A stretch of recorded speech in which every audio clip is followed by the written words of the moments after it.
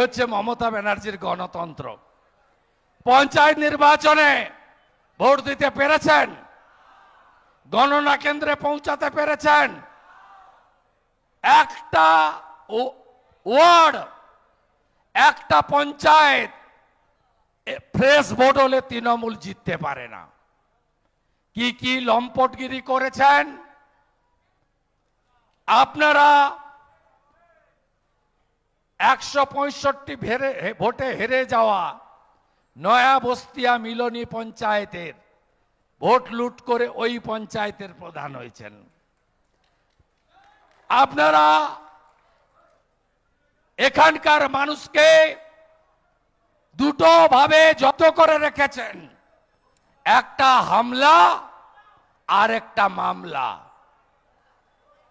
মনে আছে 30 ডিসেম্বরের কথা?